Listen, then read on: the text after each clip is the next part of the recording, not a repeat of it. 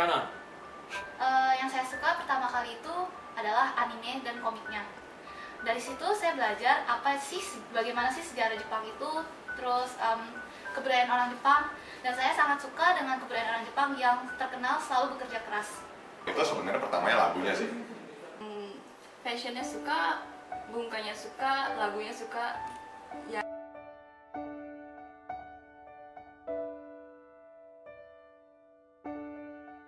Buat membantu bisnis orang tua, soalnya bokap gua kan ada hubungan sama orang Jepang, jadi kalau pakai bahasa mereka sendiri itu lebih bagus. Saya ingin mengerti apa sih yang dia katakan oleh karakter-karakter anime atau komik-komik yang suka saya baca.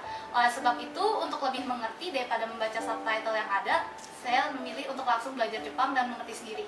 Sih karena gue mau ngerti isi lagunya, terus pas mau main game itu gue nggak ngerti isinya, jadi mau nggak mau belajar.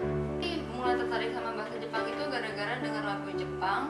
Waktu itu ngefans banget sama Ayumi Hamasaki, udah gitu jadi tertarik buat tahu arti lagunya dan akhirnya lanjut belajar bahasa Jepang.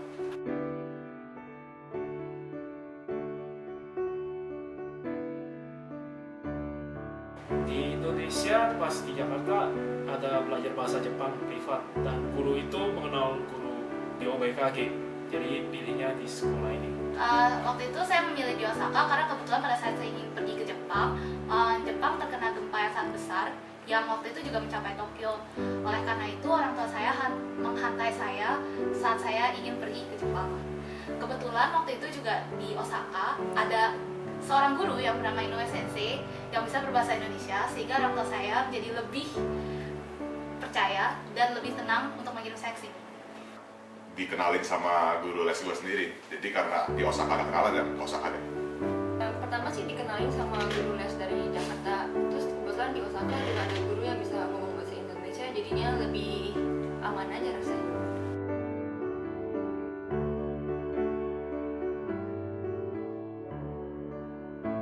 Pertama ya masih nggak bisa ngomong apa-apa, dengar juga susah, ya bisa dibilang N5 lah kalau mau Yokosuke. Sekarang kalau dilihat udah N2, kalau di pertengahan N2 sama N1. Sebelum saya datang ke sini, saya memang sudah belajar bahasa Jepang dan mendapat sertifikat N3. Tapi setelah saya kesini, saya sudah mendapat N1. Belum datang ke sini, gue udah pegang ijazah N3 sih. Terus udah datang ke sini, selama beberapa bulan pegang N2. Waktu itu pernah ikut ujian N3, itu pun kayak nggak bisa. Walaupun hasilnya nggak diambil, tapi kayaknya itu nggak bakal lulus juga, soalnya nggak bisa. Sekarang N2 lulus.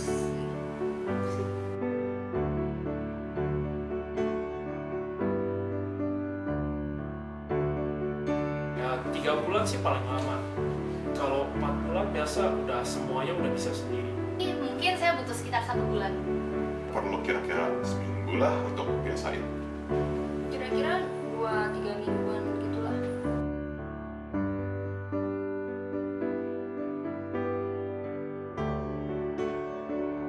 Kerjanya ya cuci piring sih, soalnya itu kerjaan yang paling gampang didapat.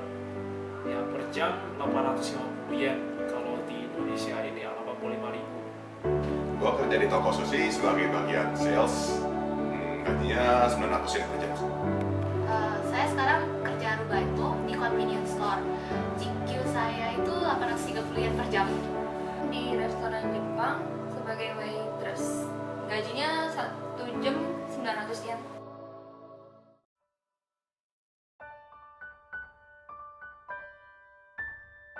Dibagi buat tokai yang baca, hasil cokai pendengaran, sama bumpo. Kalau bumpo ya review dari pelajaran sekolah. Kalau cokai ya banyak-banyak dengan lagu Jepang atau nggak nonton anime, pokoknya segala yang berhubungan dengan bahasa Jepang. Habis itu kalau dokai ya baca buku banyak-banyak lah, buku apapun, dari HP, dari buku manapun. Dari listeningnya, dari lagu, sama baca novel. Bahasa Jepang ya intinya sih banyak ngomong, banyak denger. Kalau cara gue sih banyak di tempat part time, udah cari teman yang banyak, terus sering ngobrol aja, sering pergi sama mereka, jadinya bisa terbiasa ngomong bahasa Jepang, dengar bahasa Jepang.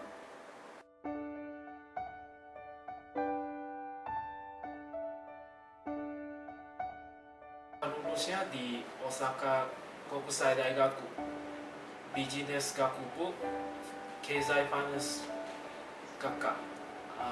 Ya pelajarannya sih menuju ke pelajaran saham, soalnya ya memang niatnya belajar saham.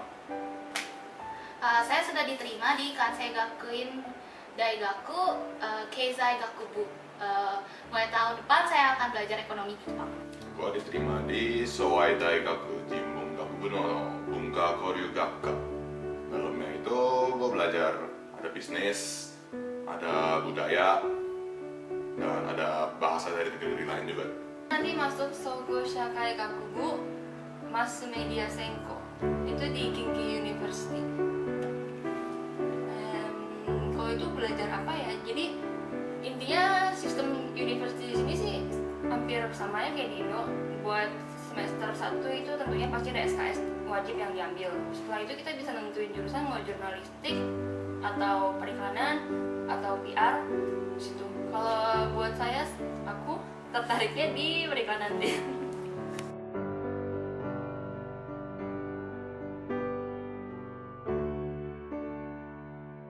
Ya lulusnya di Osaka Kokusai Daigaku itu dikenalin nama Inoue Sensei, sensei sekolah ini. Habis itu ya prosesnya karena waktunya udah dekat, pensiunnya juga cuma 1 minggu, dan itu setiap hari pulangnya juga sampai sore. Ya ujian tulis sih tidak ada, jadi cuma mensetsu doang karena pakai surat rekomendasi. Saya tahu universitas ini dari Edufair yang saya datangi di Jepang. Proses pendaftarannya adalah sesuai dengan yang diminta oleh universitas. Saya perlu mengikuti tes seleksi dokumen dan tes interview. Pada saat itu yang diminta adalah hasil nilai EJU dan seberapa jauh kemampuan bahasa Jepang kita. Pada saat interview kita akan ditanya banyak hal dalam bahasa Jepang, dan apabila kita bisa menjawab hal itu semua dengan baik, kita akan diterima di sana. Sebenarnya gue itu di Indonesia itu udah kuliah sampai tahun ketiga. Nah, tapi udah kuliah di Indonesia, terus gue ketemu kesempatan untuk datang ke Jepang. Gue buang tuh 3 tahun gue datang ke Jepang, belajar bahasa Jepang selama 1 tahun, terus transfer. Dan prosesnya sih nggak begitu susah ya. Kita datang, daftar, dibantu sensei dan proses pendaftarannya, tulis alasan kenapa lo mau masuk. Udah gitu kita mensetsu. Latihan mensetsunya itu dibantu kok sama sensei di sekolah. Ya udah gitu akhirnya diterima sih. Jadi pas udah waktu-waktu masuk di universitas itu masing-masing sama wali kelas itu ada sodang. Di situ kita diskusi sama wali kelas apa yang kita mau pelajarin. Nah di situ kebetulan wali kelas kenalin ke Kinki University ini. Jadi habis itu setelah lihat universitasnya kita suka, cocok, akhirnya apply di sana. Jadi gitu ujiannya itu ada ujian mensetsu sama ujian shorangon. Setelah bisa itu juga ada latihan berkali-kali tentunya, latihan mensetsu, latihan shorangon. Setelah ujian dan ternyata lulus, hore.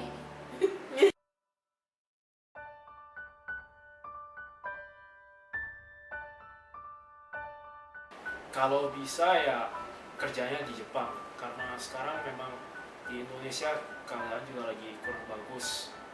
Ya saya maunya dari Jepang ntar buat koneksi ke Indonesia, jadi sama negara Indonesia juga bisa jadi maju.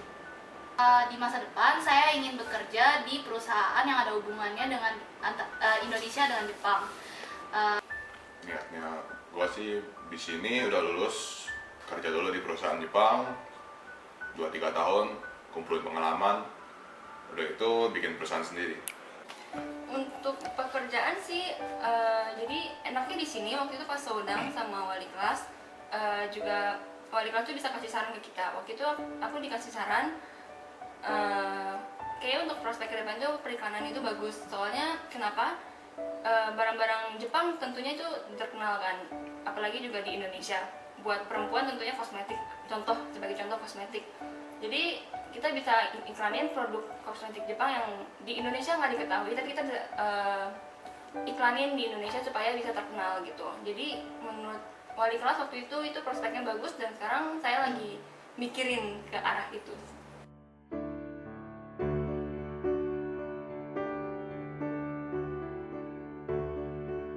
nggak bisa bilang kalau sekolah ini atau Osaka memang paling bagus karena masih ada sekolah lain dan ada Tokyo juga. Tapi sekolah ini cukup bagus untuk orang yang benar-benar niat belajar karena guru-guru sini juga sangat membantu. Pesan saya untuk semua orang-orang yang ingin datang belajar ke sini adalah jangan menyerah. Kalau kita tidak menyerah, bagaimanapun kesulitan yang kita hadapi pasti dapat kita selesaikan. Yang bingung mau ke sini udah datang aja. Kebetulan di Osaka itu juga yang seru itu ada Kansai Band-nya loh. Datang aja pokoknya udah. Untuk lo orang semua yang mau datang ke Jepang, nggak usah mikir banyak-banyak, datang aja. Nggak susah kok, dibantu sensi-sensi banyak kok, senpai juga baik-baik, beberapa. Beberapa. Oke, datang.